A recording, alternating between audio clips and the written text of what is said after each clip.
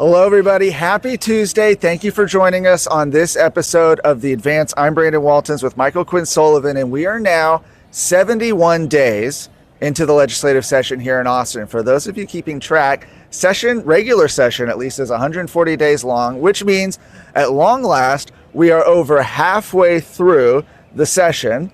And there's been a little bit of a disparity, and we'll talk more about it later, between what the Senate's been doing and what the House has accomplished so far. Yeah, this week you've got the Texas Senate taking up the entire chamber. The one thing constitutionally the legislature must pass, and that's the biennial budget, the budget that will run for the next 2 years. The Senate will be taking that up sometime this week. You're going to see 12, 14 plus hours of work on the Senate floor. You'll be able to watch that at texasscorecard.com. But they're going to be taking up the budget, which means in many ways, Brandon, by hitting the budget now, that means they have also pretty well knocked through half or more of their priorities. You never start the budget. Most lieutenant governors, Dan Patrick not being much of an exception, you don't start work on the budget until you've got your things passed, right? And so the Texas Senate must feel pretty confident that the things they want to get passed are going to get passed to now get working on the budget. Yeah, you had the lieutenant governor coming out yesterday actually with the press release saying he had passed, they'd passed over half of his 40 priorities. And I will say, when they put out 40 priorities, my thinking is, if you have 40 priorities, right, we've talked about this, maybe you don't have a priority. It's hard to have 40 priorities, and yet here they are. They're actually on track to maybe pass most of them, right? So pretty interesting there. And this is, of course, a year where the Senate and the House alternate which chamber starts the budget. And so this year it's starting in the Senate. That's why we have the budget starting from the Senate. But, we are now at this time in the calendar where traditionally the House probably would have started at least having some calendars, passing a few bills out, and yet we're not at that point yet. Yeah, so Jeremy Kitchen, our friend at Texas Policy Research, he went through and found what days was the first day that the Texas House passed legislation. We're not yet at the latest day, but we're edging close. He just went back 10 years.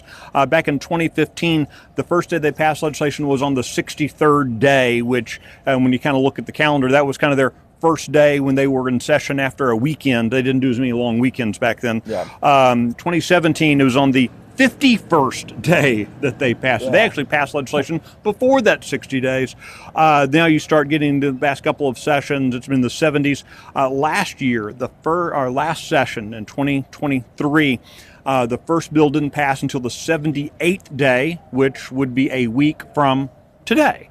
And right now, there's no calendar. There's no plan of action in the Texas House. Yeah, very strange. And as you've seen that trajectory of, they've tended in the House to move later and later as the sessions have gone on. What's also happened in the House, we have seen, especially this last session, is the frequency of special sessions where the governor has to call them back, right, for 30 days at a time on issues that they might have missed, neglected, completely skipped over while they were there. So right now we're going to have join us State Representative Brian Harrison from Midlothian. Brian Harrison, you have been calling out on social media this problem of the House, multiple problems, but at least relates to the calendar. This problem of the House taking these long weekends, multiple long weekends. I think we're on the 10th or the 11th now. They're taking. Explain why that's a problem. Well, for lots of reasons, it's a problem. First of all, you don't have a Democrat chairman controlling the soundboard here, do we? Right? Make sure the microphone stays on. No, we have been here for 10 weeks, and the Texas House has done literally nothing, as you mentioned a second ago. We've had 0 bills on the floor. We've had passed 0 bills, but we have taken 10 long weekends. And I think the reason that's a problem is because Texans are hurting. I mean, we've got Texans, especially after 4 years of the Biden economy, right? They're having a hard time putting food on the table, gas in the tank, inflation is killing them. And what else is killing them, guys, is government, big government. Property taxes that are taxing millions of Texans out of their homes, and they want us to get to work for them to solve that problem. Well, you can't solve that problem unless you pass bills to shrink government. Well, the Texas House is not only not passing bills to shrink government, we're not passing property tax reform bills.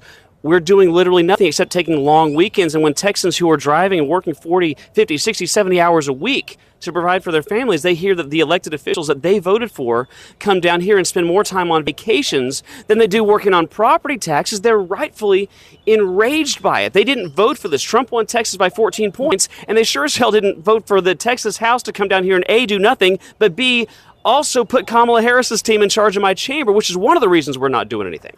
Okay, so when we look at this calendar, when we look at what happens, the talking point from Speaker Burrows, the talking point from their side of the GOP, which sounds crazy to say, is, oh no, but we're filing legislation. Oh no, I'm hard at work. I'm drafting resolutions honoring the JV girls golf team, that sort of thing. Is that what you were elected to do? It was not what we were elected to do, and I get so tired of the gaslighting coming out of the Speaker's office, or what I call the Democrat wing of the Republican Party.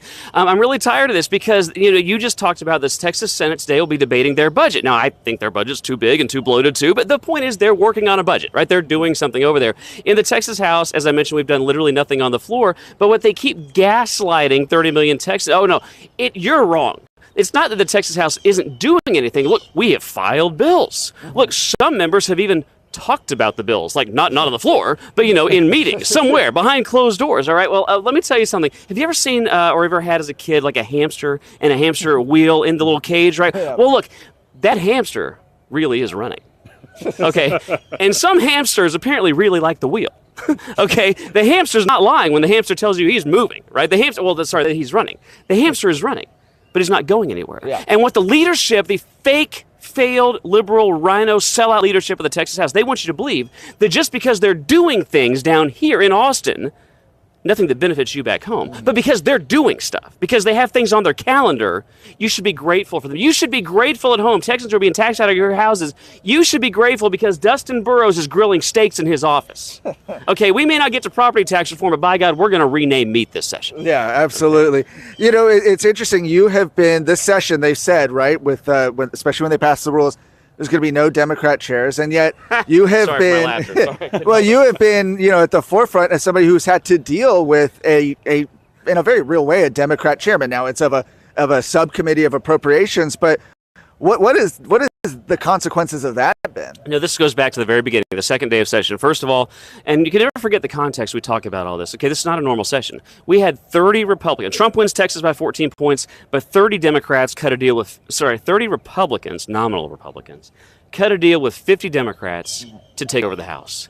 It's like the Texas House is being held hostage by 50 Democrats and 30 rhinos. Okay, that's the context we're talking about everything. And on day 2, after they sold us out by putting Kamala's team in charge, they passed what I call the Democrat Empowerment Act. It's the House rules that govern our body. For the first time in Texas history, they didn't let us debate it. And for the first time in Texas history, they banned Republicans from being vice chairs of any committee.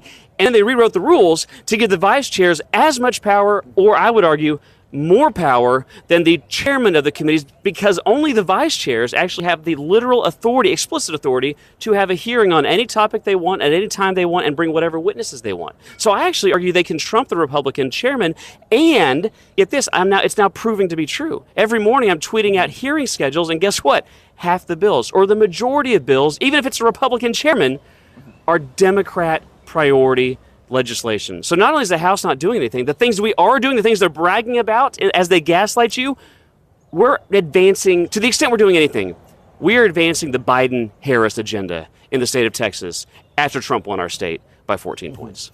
What do you say? We've got now half a session, basically. We're basically at the halfway point now, a little over. is all lost? What do people at home who are seeing what's happening in the Capitol, what should they be doing? So I get asked this question a lot. What can we help? And by the way, I didn't answer your question. And I can tell you firsthand, we have Democrat chairmen because, as you pointed out, I have sat under a Democrat chairman now for 2 months, and I've literally had that chairman have. I'm sorry, you're not going to we can't really let you talk about that. You clearly, you've been clearly taking pointers from how the Democrats chair committees. So if you're, and I said this the other day too, by the way, people should know this, okay? If you're a Democrat who supports DEI, open borders, voted for Kamala Harris, is pro-abortion, is pro-transitioning sexually little children, Dustin Burrows will put you in House leadership. But if you're a real conservative, actually fighting for freedom and liberty, or in my case was a senior former Trump official, he will put you under a Democrat chairman and empower Democrats to silence you. That's how Republicans are treated in the nominally Republican Texas House. And so what can people do? I get asked this a lot. What you can do, first of all, voters of Texas, I want you to know this isn't your fault. You did the right thing. You went to the ballot box on election day. You voted early this time. Thank you. You gave the voters of Texas, put the Republicans in the governor's mansion, lieutenant governor's office, every statewide office, massive majorities in the House and Senate, but you're being betrayed. Okay? What you can do is find out who is your state representative, who is the Republican. Probably, if you live in Texas, you probably have a Republican state rep. Call their office. And don't just ask them policy questions, because they're going to give you the answer. Oh, they want low government and less taxes. They're lying, but they're going to say that to you. Ask them a specific question. Ask them to point and give you 3 examples of ways they have publicly stood up to the corrupt leadership of the Texas House who put Kamala Harris and the liberal Democrats in charge of your chamber. Demand they give you examples. Find them on Twitter. Ask them the same questions on Twitter. I promise they'll see it there. Okay, but ask them that questions and see what they say. All right. Brian Harrison, thank you so much for stopping by today. Really appreciate it. Always great to be with Thanks, y'all. sir. God bless y'all. Thanks, God bless sir. Texas. Appreciate it. And thank you for joining this edition of The Advance. See you next week.